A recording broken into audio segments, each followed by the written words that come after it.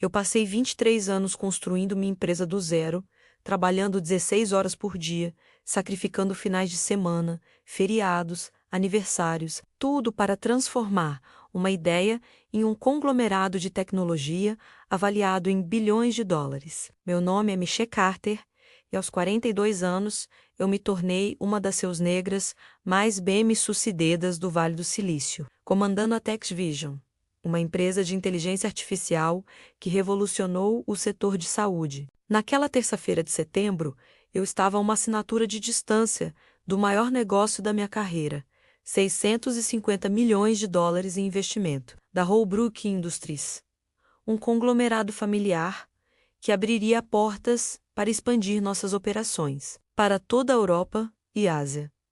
Vesti meu terno azul marinho favorito, aquele que usei na minha primeira capa de revista. Prendi meu cabelo em um coque elegante e segui para o restaurante Lumière, um dos mais exclusivos de São Francisco, onde a reunião final aconteceria. Richard Holbrooke, o patriarca de 70 anos, e sua esposa Eleanor me receberam com sorrisos diplomáticos. Aquele tipo de cordialidade ensaiada que pessoas muito ricas dominam perfeitamente. Sentamos em uma mesa privativa, com vista para a Bahia, e tudo estava correndo exatamente como planejado. Discutíamos os últimos detalhes do contrato enquanto folheávamos documentos e fazíamos ajustes finais. Foi então que Brandon Holbrook chegou, o filho de 24 anos do casal, usando um suéter de cachemir que provavelmente custava mais que o aluguel mensal da maioria das pessoas, com aquela postura relaxada de quem nunca precisou se esforçar por nada na vida. Ele se jogou na cadeira ao meu lado,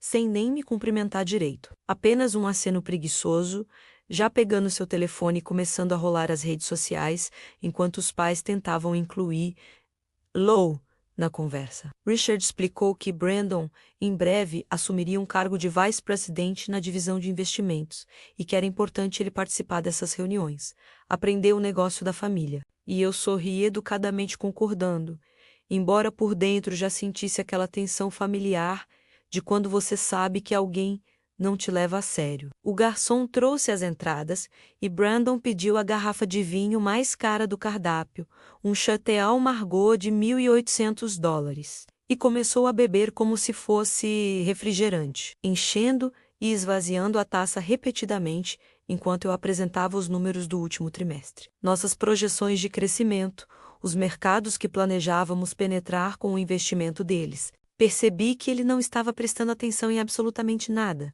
Seus olhos vidrados, ora no telefone, ora em algum ponto indefinido no espaço.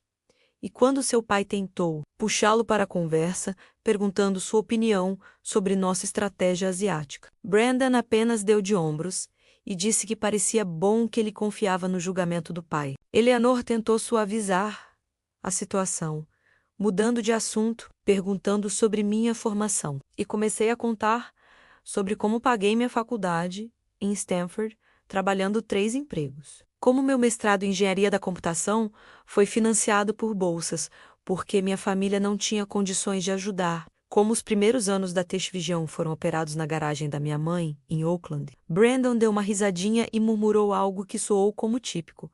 Mas antes que eu pudesse processar, Richard começou a falar sobre os termos finais do investimento. Então, deixei passar. Estávamos chegando ao momento crucial, os contratos impressos sobre a mesa. Canetas na mão, quando Brandon se inclinou para pegar a garrafa de vinho, para se servir mais uma vez completamente. Embriagado a essa altura, e seu cotovelo bateu na taça cheia que estava bem ao meu lado. Tudo pareceu acontecer em câmera lenta. A taça tombou. O vinho tinto escuro jorrou em um arco perfeito e caiu diretamente sobre mim, encharcando meu terno, manchando meus documentos, espalhando-se pela mesa branca.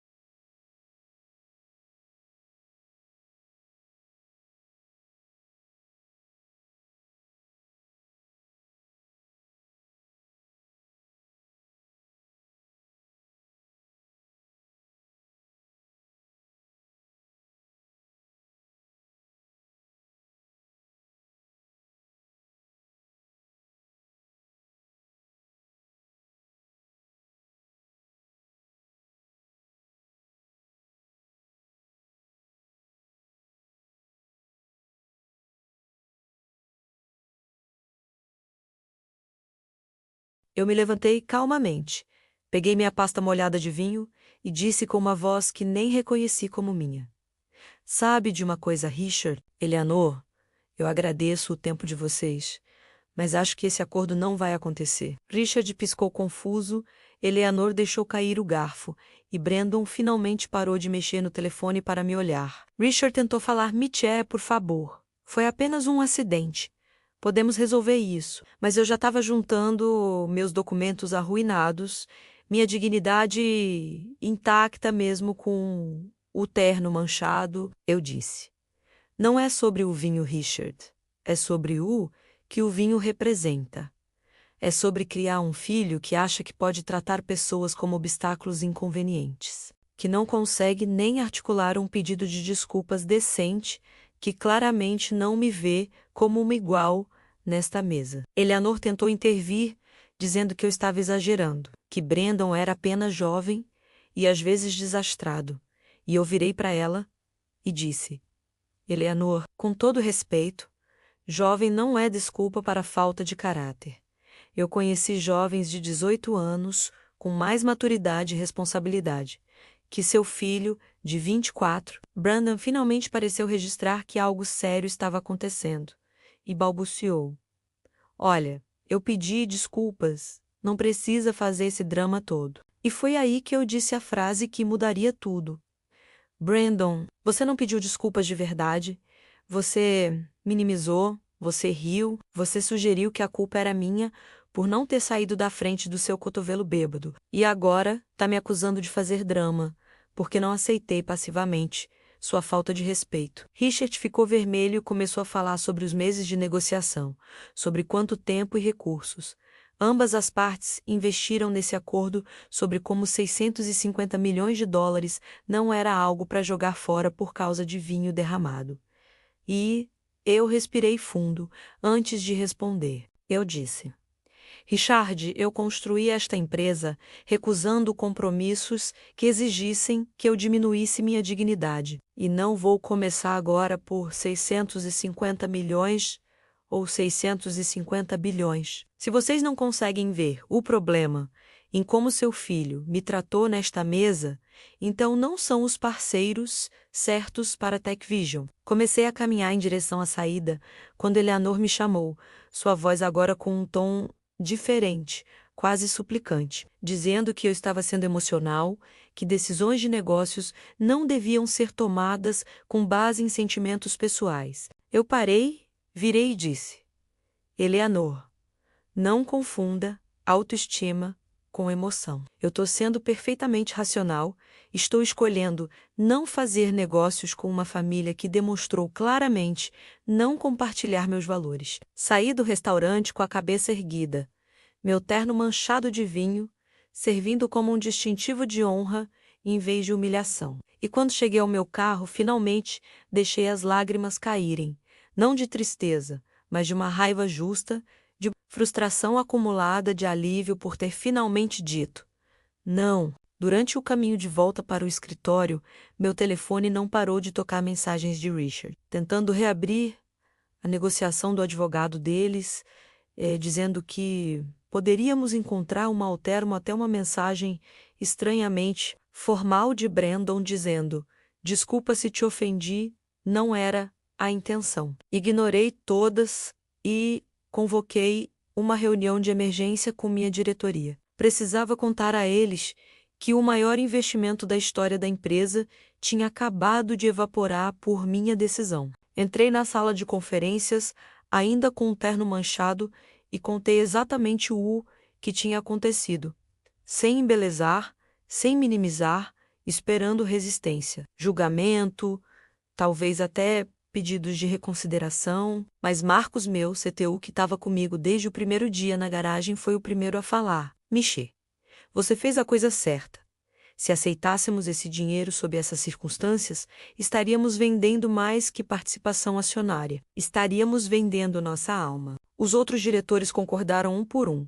E Janine, nossa CFO, disse que já estava trabalhando em planos alternativos de financiamento, que 650 milhões seria difícil de substituir, mas não impossível, que a integridade da empresa valia mais que qualquer cheque. Naquela noite escrevi um post nas redes sociais sem mencionar nomes, mas contando a história falando sobre a importância de nunca aceitar desrespeito, mesmo quando vem embrulhado em oportunidades financeiras. Sobre como construir negócios sustentáveis significa escolher parceiros que te veem como igual. O post viralizou, alcançou milhões de visualizações em 48 horas, e minha caixa de mensagens explodiu com histórias similares de outras mulheres, especialmente mulheres negras, que tinham enfrentado situações parecidas. 3 dias depois, recebi um telefonema de Catherine Zhu, CEO de um fundo de investimento asiático, que tinha lido minha história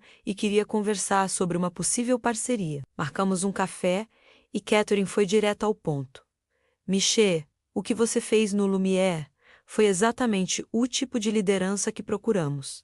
Alguém que não compromete valores por conveniência. Ela propôs um investimento de 700 milhões de dólares, 50 milhões a mais que a Holbrook Industries, com termos melhores e uma visão compartilhada sobre responsabilidade corporativa e diversidade. Fechamos o acordo 3 semanas depois, e quando assinei os contratos finalmente manchados apenas de tinta, não de vinho, soube que tinha tomado a decisão certa naquela terça-feira de setembro. A história vazou para a imprensa.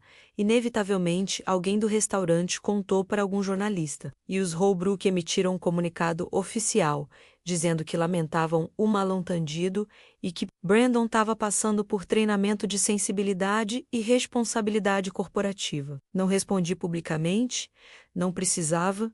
Minha empresa estava crescendo mais forte que nunca, nossa avaliação disparou e recebi convites para falar em conferências sobre liderança autêntica e a importância de estabelecer limites. 6 meses depois, encontrei Richard Holbrook em um evento beneficente.